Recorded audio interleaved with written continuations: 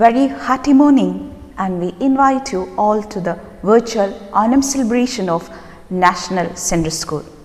Do join us as we celebrate the homecoming of the great King Mahabali. Onam is an important festival of the people of Kerala.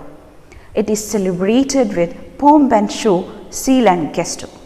It is an occasion for utmost gaiety, festivity and rivalry. It is a mark of our undying tradition to invoke God the Almighty at the beginning of all important occasions. Let the light wipe out all the hazardous situation and spread rays of hope around us. Now let us welcome our Honorable Chairman, Mr. K.K. Mathai, our Academic Director, Mrs. Leelama Mathai, our Senior Principal, Professor Chandrasekharan Nair, and our Principal, V. Sunil Kumar, for lamp lighting.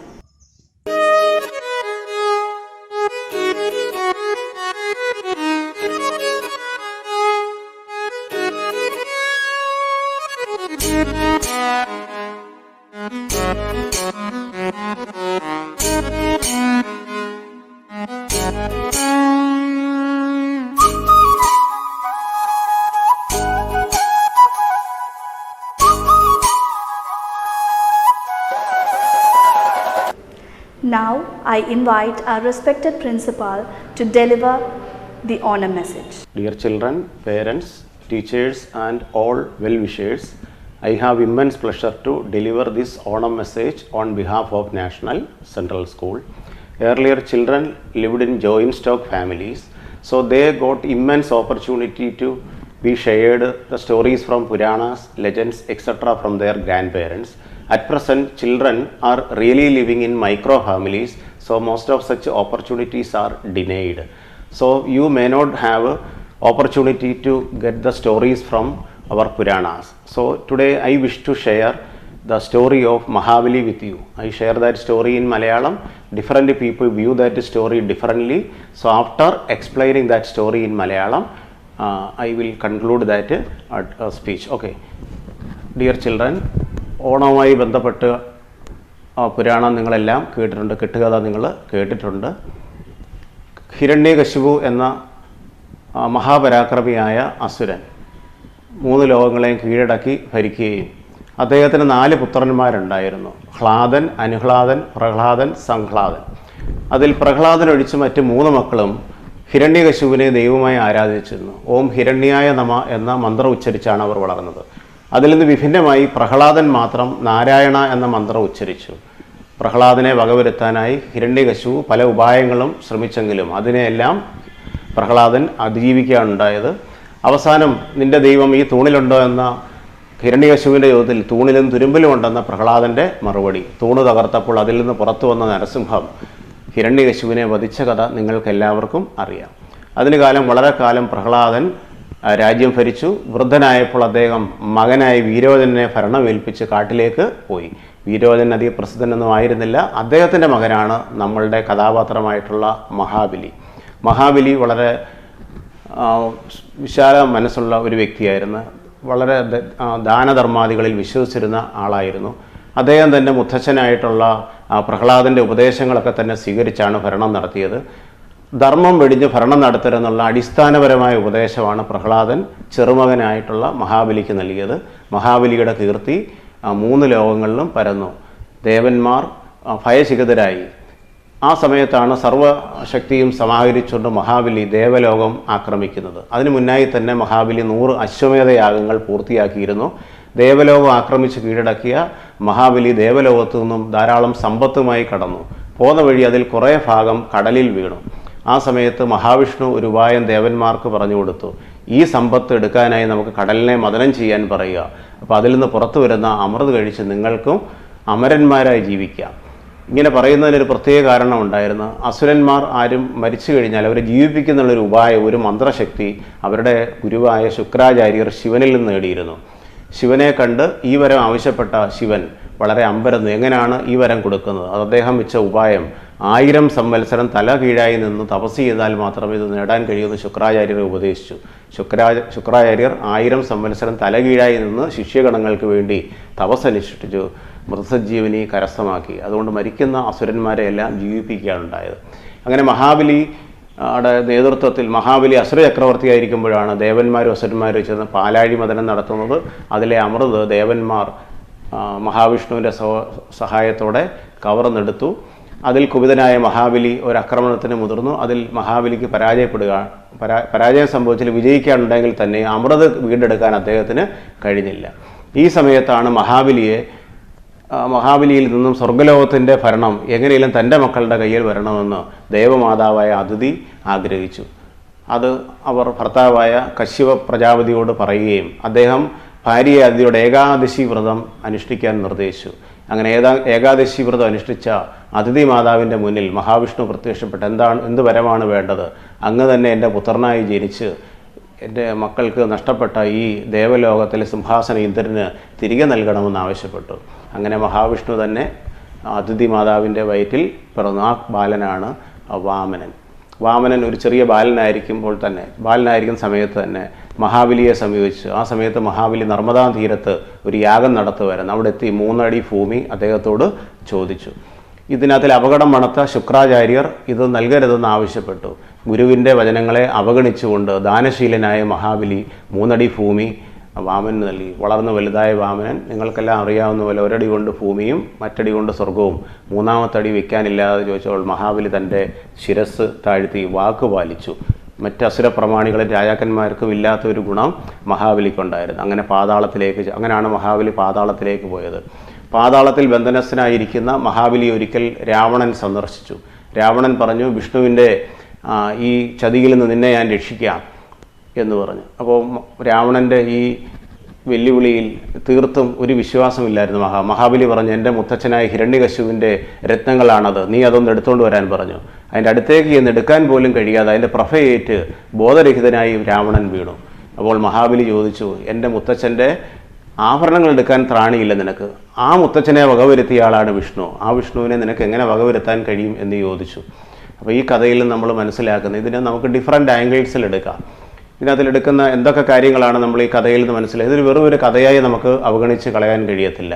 ഒന്ന്, ശുക്രാചാര്യർ അദ്ദേഹത്തിന് ഉപദേശം കൊടുത്തെങ്കിലും മഹാബലി അതിനെ അവഗണിച്ചുകൊണ്ടാണ് 3 അടി ഭൂമി കൊടുത്തത്. അപ്പോൾ നമ്മൾ ഇതിൽ നിന്ന് മനസ്സിലാക്കേണ്ടത് നമ്മൾ നമ്മുടെ ഗുരുജനങ്ങളുടെയും മാതാപിതാക്കളുടെയും മുതിർന്നവരുടെയും ഉപദേശങ്ങൾ നിരാകരിച്ചാൽ നമ്മുടെ നാശം തന്നെയായിരിക്കും ഫലം. 2, മഹാബലി തൻ്റെ പ്രജകളെയെല്ലാം പരിപാലിച്ചെങ്കിലും ബ്രാഹ്മണ ജനങ്ങളോട് വിരോധം പുലർത്തിയിരുന്നു. ഒരു ചക്രവർത്തി എല്ലാ ജനങ്ങളെയും ഒരുപോലെ കാണണം, അല്ലെങ്കിൽ അത് ആ രാജവംശത്തിൻ്റെയും രാജാവിൻ്റെയും നാശത്തിലേക്ക് വഴിതെളിക്കും എന്നുള്ള കാര്യം. ദാനധർമ്മം, തൻ്റെ മുന്നിൽ വരുന്നവർ ആരാണെന്ന് അറിഞ്ഞു വേണം നമ്മൾ ദാനം കൊടുക്കാൻ. അപ്പം ആളാരാണെന്നറിയാതെ ദാനം കൊടുത്തതുകൊണ്ടും ശ്രദ്ധയില്ലാത്ത കാര്യങ്ങൾ കൈകാര്യം ചെയ്താൽ നമുക്ക് അപകടമുണ്ടാകും എന്നുള്ള ഒരു സന്ദേശമുണ്ട്. ശത്രുവിൻ്റെ ശക്തി അറിയാതെ വെല്ലുവിളിച്ചാൽ നമ്മൾ അപകടത്തിൽ ചെന്ന് കാണും. അതാണ് രാവണൻ്റെ കഥ നമ്മളെ സൂചിപ്പിക്കുന്നത്. അതോടൊപ്പം തന്നെ ഒരു കാര്യം കൂടെ നമുക്ക് മനസ്സിലാക്കാം, അസുരനാണെങ്കിൽ പോലും വാക്ക് പാലിക്കുന്ന വ്യക്തിയാണ് മഹാബലി. ആ വാക്ക് പാലിക്കുന്ന വ്യക്തിക്കുള്ള വിഷ്ണുവിൻ്റെ അനുഗ്രഹമാണ് വർഷത്തിലൊരിക്കൽ തൻ്റെ പ്രജകളെ സന്ദർശിക്കും. ഇങ്ങനെ ഡിഫറെൻ്റ് ആംഗിളിൽ നമുക്ക് കാണാൻ സാധിക്കും. കുട്ടികളെല്ലാം തന്നെ ഈ ഓണത്തിൻ്റെ പൊരുൾ ശരിക്കും ഉൾക്കൊണ്ട് എന്നുള്ള വിശ്വാസത്തോടെ നിങ്ങൾക്കെല്ലാവർക്കും ഒരു നല്ല ഓണം ആശംസിക്കുന്നു. Now our beloved Leelama Madam will say a few words about the importance of Onam. ചിങ്ങമാസം എന്ന് കേൾക്കുമ്പോൾ നമ്മുടെ മനസ്സിൽ ഓടിയെത്തുന്നത് ഓണത്തെക്കുറിച്ചും ഓണക്കോടിയെക്കുറിച്ചും ഓണസദ്യയെക്കുറിച്ചും ഓണാഘോഷങ്ങളെക്കുറിച്ചും ആണല്ലോ. ആനയും അമ്പാരിയും കൊട്ടും കുരവയും ആർപ്പുവിളിയും എല്ലാം ആയി നമ്മൾ ഓണം ആഘോഷിക്കുന്നത് മാവേലി മന്നനെ എതിരേൽക്കാനായിട്ടാണല്ലോ. അത്തം 10 പൊന്നോണം എന്നാണല്ലോ. നമ്മുടെ പ്രധാന ആഘോഷങ്ങളിലെ ഇനങ്ങളായ അത്തപ്പൂക്കളം, തിരുവാതിരകളി, തുമ്പിതുള്ളൽ, ഊഞ്ഞാലാട്ടം, പുലികളി, കരടികളി, പന്തുകളി, വള്ളംകളി മുതലായവയാണല്ലോ. തൃപ്പൂണിത്തറ അത്തച്ചമയം, തൃശ്ശൂർ പുലികളി, കൊല്ലം ജില്ലയുടെ കരടികളി, കുട്ടനാടൻ പ്രദേശത്തിലെ വള്ളംകളി, പ്രത്യേകിച്ചും ആറന്മുള വള്ളംകളി പ്രസിദ്ധമാണല്ലോ. എല്ലാ വർഷവും നമ്മുടെ സർക്കാർ കനകക്കുന്നിൽ വെച്ച് വിപുലമായ രീതിയിൽ എല്ലാ ജില്ലകളെയും ഉൾക്കൊള്ളിച്ചുകൊണ്ട് ഓണം ആഘോഷിക്കാറുണ്ട്. സർവോപരി മലയാളികളിലെ സൗഹൃദവും ദേശീയ ബോധവും ഒത്തുചേരലും ഓരോ വ്യക്തികളിലും ഊട്ടി ഉറപ്പിക്കുന്ന ഒരു സന്ദർഭം കൂടിയാണ് ഓണാഘോഷം. സകലവിധ സാമ്പത്തിക ബുദ്ധിമുട്ടുകളും പ്രതികൂല സാഹചര്യങ്ങളും മറന്ന് ആഹ്ലാദിക്കുന്നതിന് വർഷത്തിൽ ഒരിക്കൽ കിട്ടുന്ന അവസരം ആണല്ലോ ഓണം. എല്ലാവർക്കും എൻ്റെ ഓണാശംസകൾ. Attapukalam is the main event of Onam celebration. So today we are going to collect some flowers and now we are going to make some Attapukalam. Shall we go?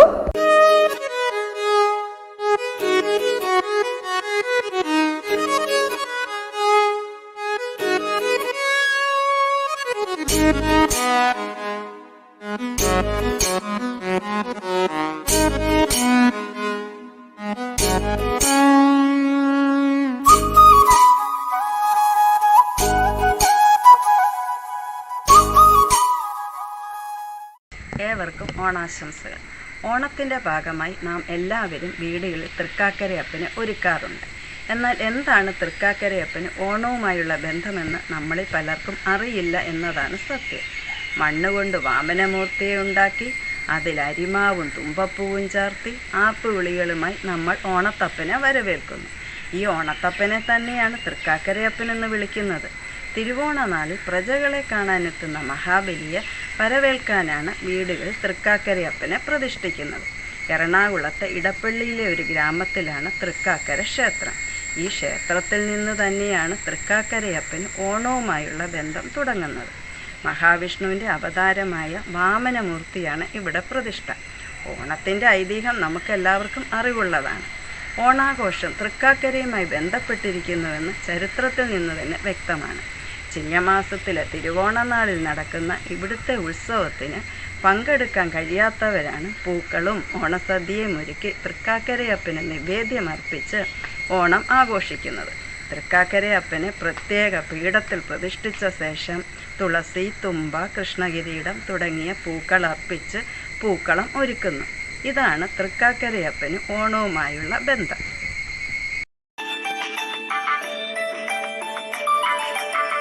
Maveli നാടുവാണിടും കാലം മനുഷ്യരെല്ലാരും ഒന്നുപോലെ ആമോദത്തോടെ വസിക്കും കാലം ആപത്തെങ്ങാർക്കും ഒട്ടില്ലതാനും ആമോദത്തോടെ വസിക്കും കാലം ആപത്തെങ്ങാർക്കും ഒട്ടില്ലതാനും ആദികൾ വ്യാധികളൊന്നുമില്ല ബാലമരണങ്ങൾ കേൾക്കാനില്ല കള്ളവുമില്ല ചതിയുമില്ല എള്ളോളമില്ല പൊളിവചനം വെള്ളിക്കോലാദികൾ നാഴികളും എല്ലാം കണക്കിനു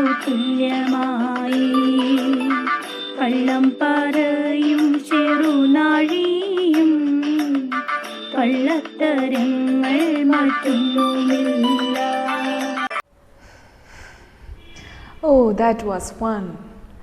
And actually I feel so hungry now. I can smell something delicious. Oh, you know, I think our teachers are preparing some Ona Sadhya. Shall we go and see and have some yummy food? Let's go.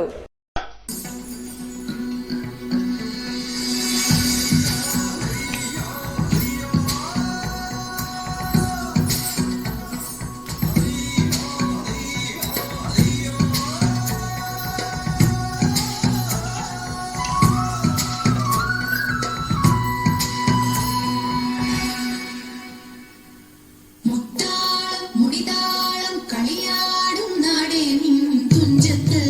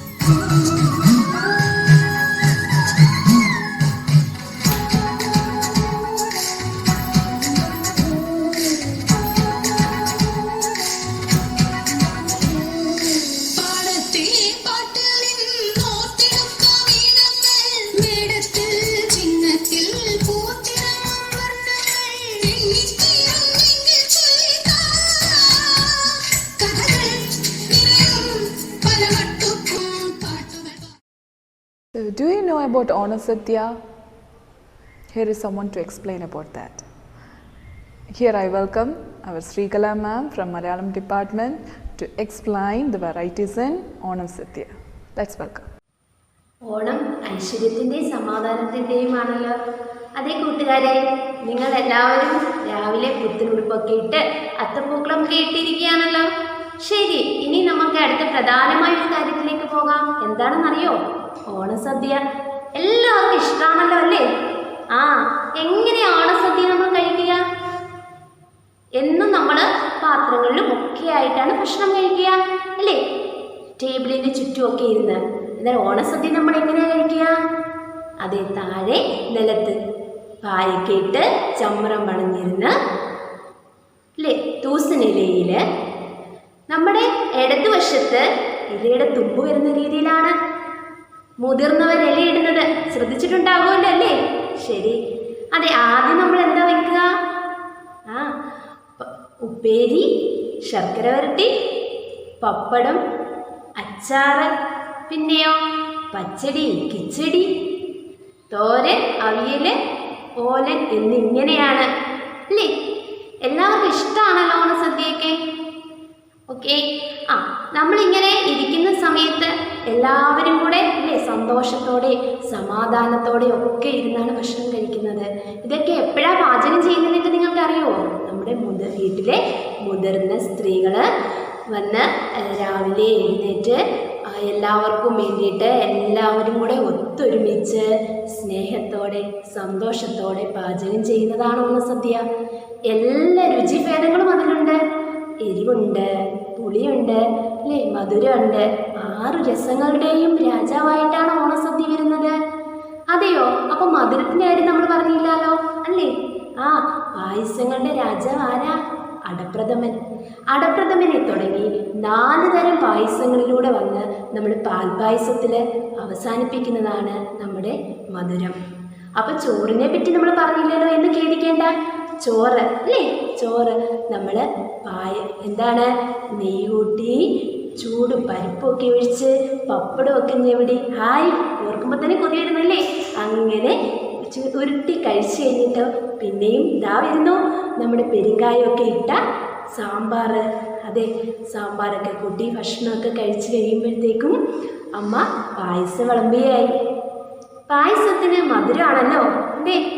നമുക്ക് മത്ത് പിടിക്കുമായിരിക്കും, ഇച്ചിരി മധുരം കൂടുതലല്ലേ? അപ്പം അതിന് തൊട്ടുകൂട്ടാനെ നമ്മൾ എന്ത് ചെയ്യാം? നാരങ്ങാച്ചാർ അവിടെ ഉണ്ട്, അതുകൂടെ കൂട്ടി കഴിച്ചാൽ നമ്മൾ വയറിന് നല്ല സുഖമായിരിക്കും. ചിങ്ങത്തിരുവോണ സൂര്യോദയം ചിത്രവർണ്ണാങ്കിതരമ്യോദയം. ചിങ്ങത്തിരുവോണ സൂര്യോദയം ചിത്രവർണ്ണാങ്കിതരമ്യോദയം. മാബലി മന്നൻ്റെ തിരുവരവേൽപ്പിനു മലയാളമൊരുങ്ങുന്ന ദിവ്യോദയം. ചിങ്ങത്തിരുവോണ സൂര്യോദയം ചിത്രവർണ്ണാങ്കിതരമ്യോദയം. തിരുമേനിയെഴുന്നള്ളുമി സുപ്രഭാതത്തിൽ തിരുമുറ്റത്തായിരം പൂക്കളങ്ങൾ. തിരുമേനിയെഴുന്നള്ളുമി സുപ്രഭാതത്തിൽ തിരുമുറ്റത്തായിരം പൂക്കളങ്ങൾ. വരവർണ്ണിനികൾ മലയാളമംഗമാർ വളയിട്ട കൈകളാൽ ഒരുക്കുമ്പോൾ ഇതുവരെ ഇല്ലാത്തൊരാത്മ നിർവൃതിയിൽ ഹൃദയം കുളിരല ചാർത്തുന്നു.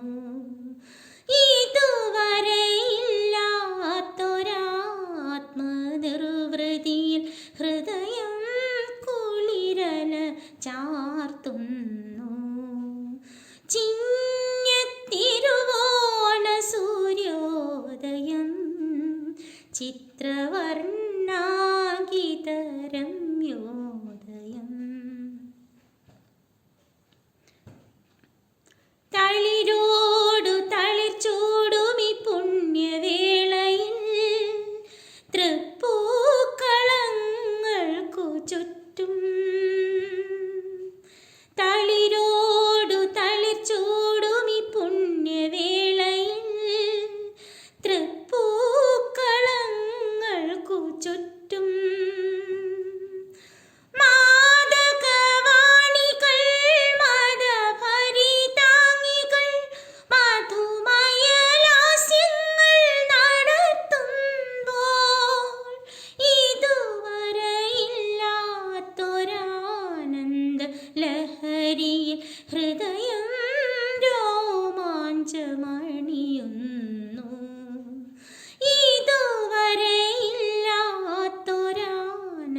ഇതുവരെയില്ലാത്തൊരാനന്ദലഹരിയിൽ ഹൃദയം രോമാഞ്ചമണിയുന്നു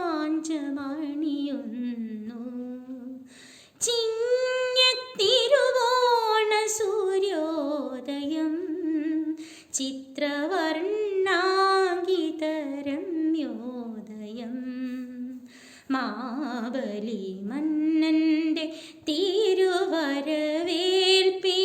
മലയാളമൊരുങ്ങുന്ന ദിവ്യോദയം ചിങ്ങത്തിരുവോണ സൂര്യോദയം ചിത്രവർണ്ണാങ്കിതരമ്യോദയം. The main part of our Onam, and it's become a Kerala traditional art form of all over the world. Yes, that is Pulikali, It's right? Pulikali, That is yes. Pulikali. That is the most fascinating, fun-filled art vibrant form. colours of- Yes, art form of our Kerala. That Yes, is Pulikali. Pulikali. Yes. So actually, it is a colorful recreational art. It is exhibits a color. Yes, It's yes. exhibit the color of God's own country, right? And also the it's in- fragrance of. Yes, and also it's included the courage and Yes. the vibrant of the colors. yes, And it's a kind exactly, of yes, it's a kind it's of that what we say. It's a kind of that much spirit of the Yes. game, just like we are playing football. So it's It's a kind just a celebration of courage and bravery, yes, right? Yes, exactly. Yes. And we are seeing and enjoying the Pulikali with the drums, the beating and the dance, everything. Yes. But it's a kind of history is behind. So would you please explain what's the history of our Pulikali? Yes, of course. There is an amazing and interesting fact behind the Pulikali. That 2 centuries ago, real tiger roamed in the Thrissur street at Chadayam Day, the month of Chingam. And the Maharaja Ramavarma, the Shaktan Tamburan, the king of Maharaja of Cochin, were intended and introduced this recreational folk art. Okay.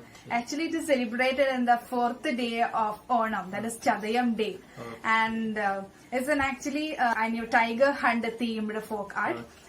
The performer or artist wear a mask of tiger and paint their body like a tiger, then dance with the rhythm of traditional instruments such as chenda, uduku, tagil, Yes, like yes. that. So that's all about the fact behind Pulikali. So the Maharaja actually he done a fabulous job. Like Yes, of course. he just recreate those awful days in street art form. That was Yes. really good. So Harita, could you please tell me what's the theme behind the Pulikali?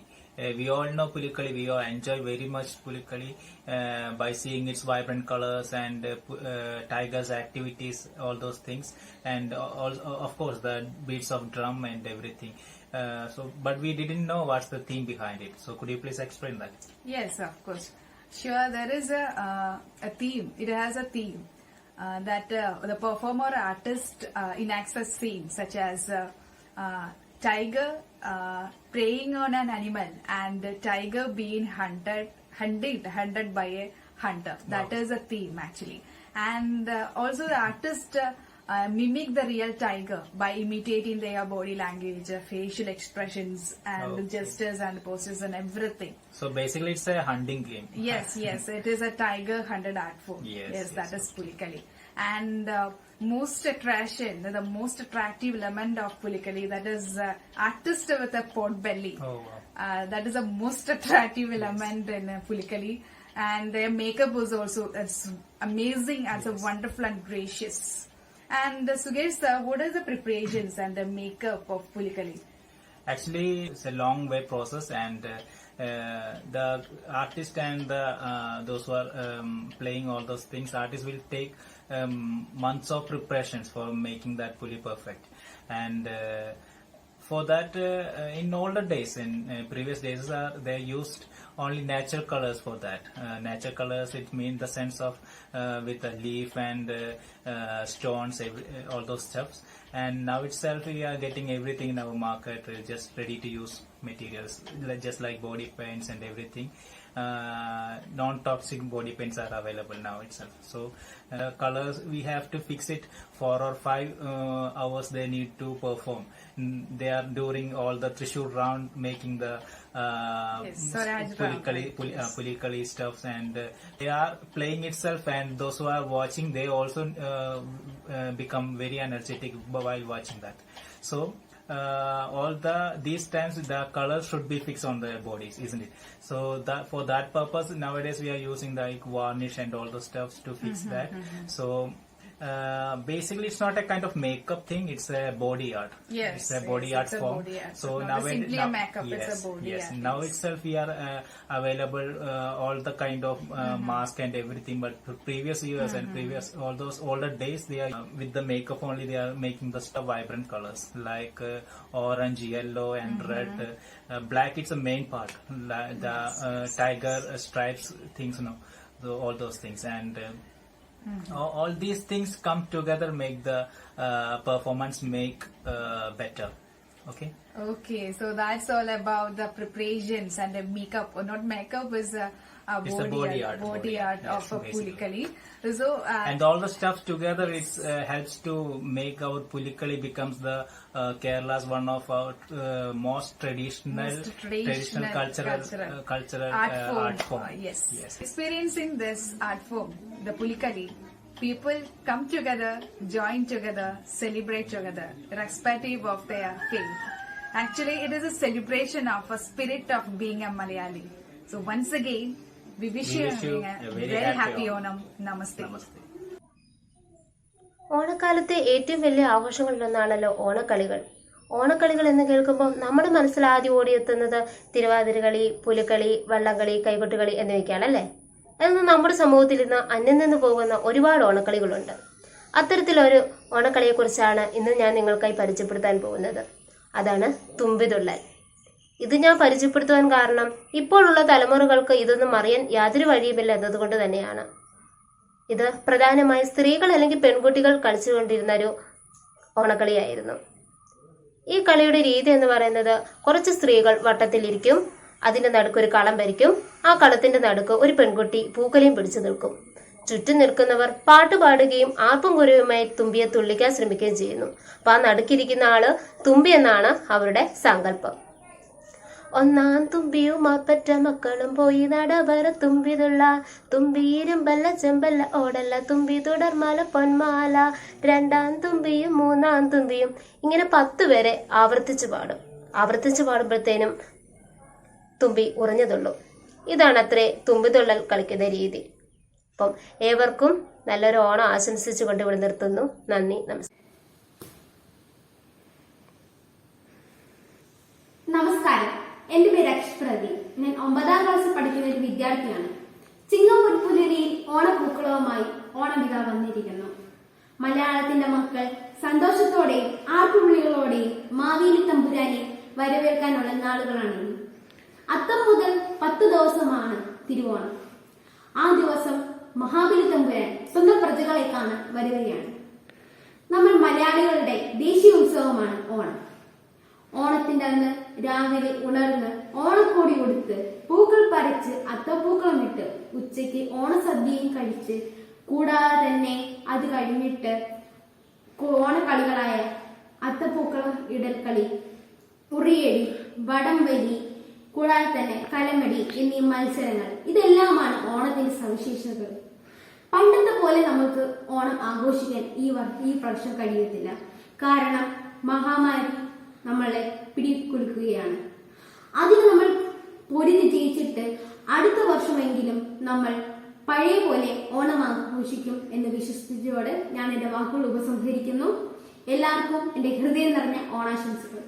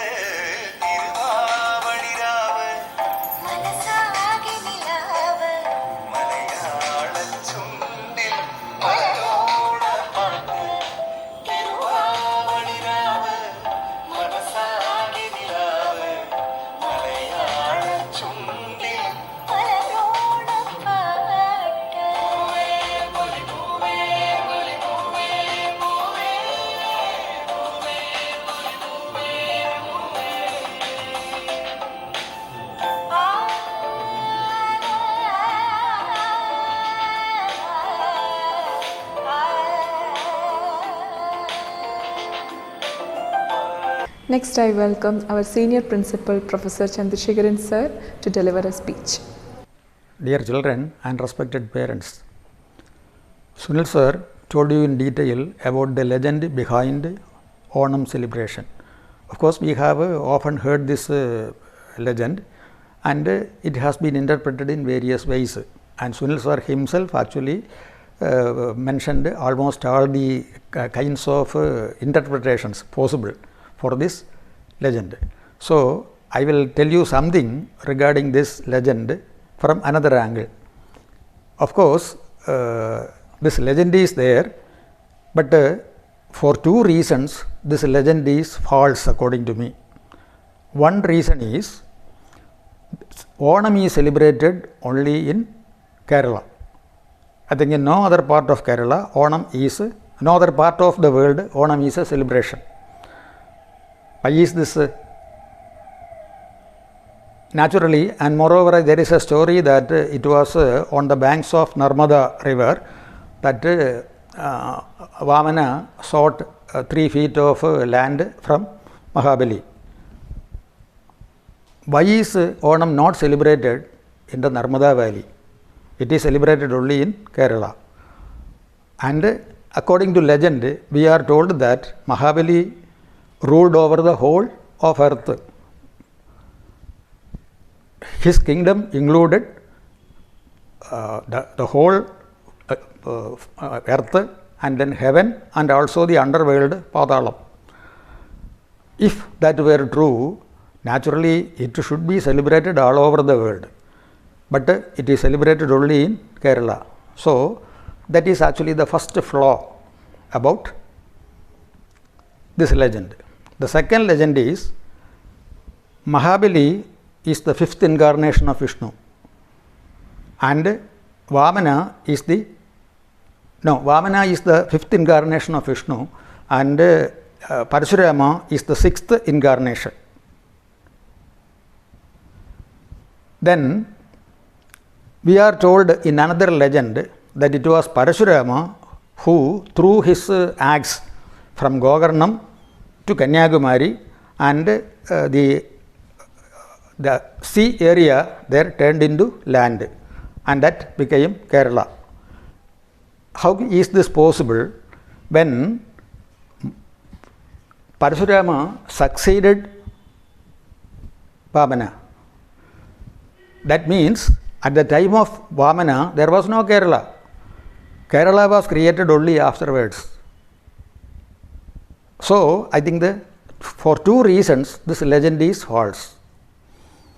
But still the legend has its own value. What is its value?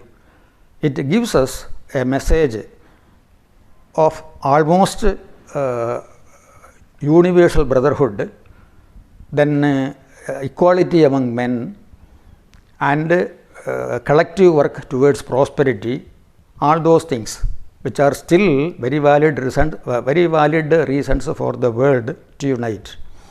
And in this respect, sometimes we can see, rather in Christ's message also, in our Christmas message also, there is actually a lot of things which are in common to the message of Onam.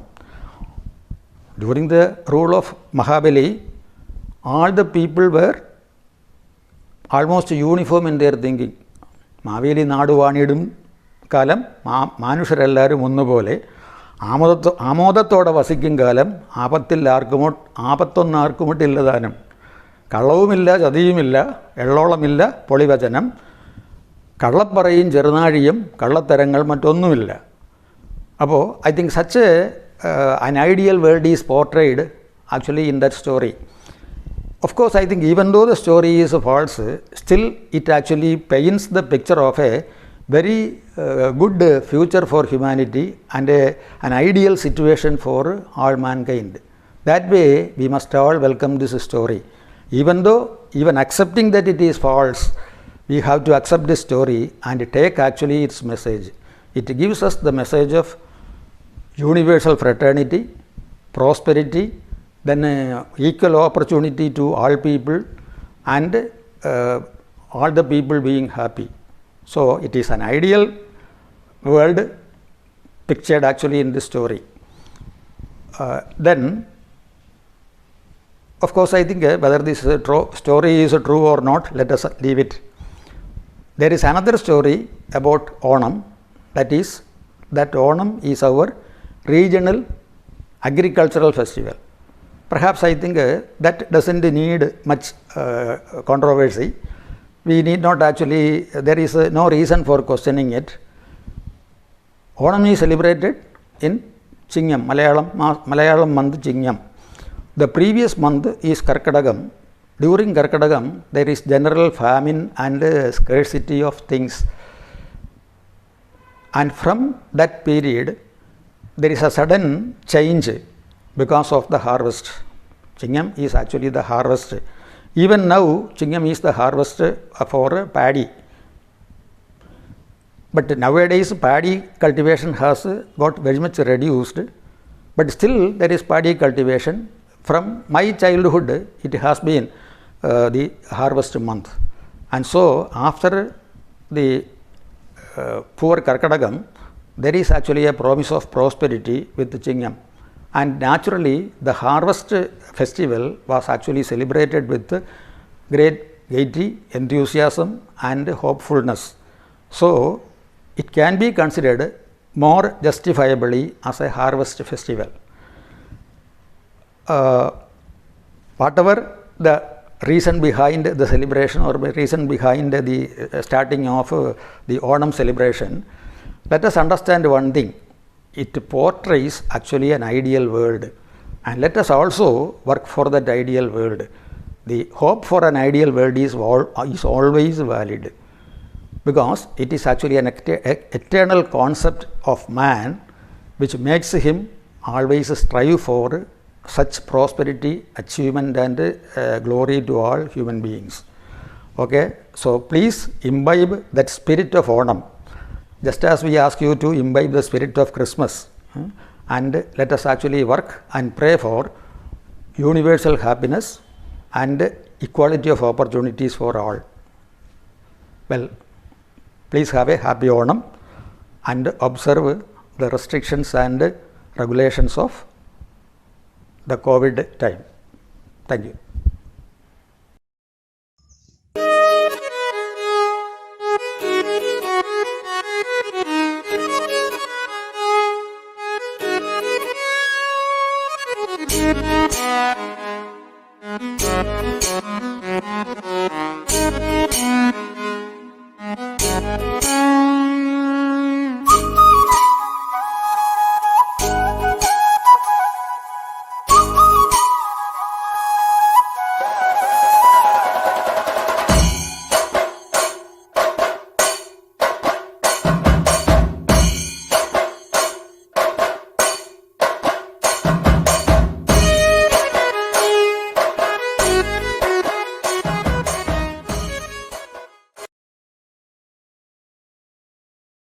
എല്ലാ മാന്യപ്രജകൾക്കും എന്റെ ഓണാശംസകൾ.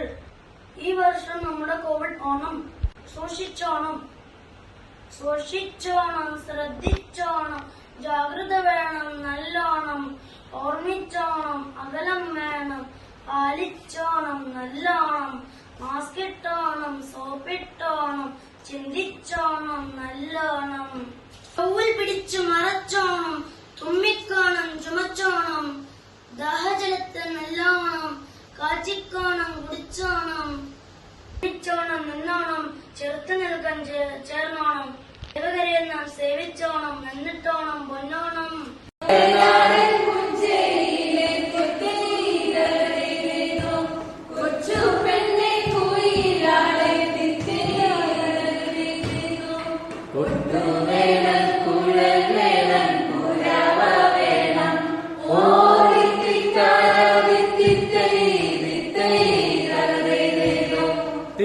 Tara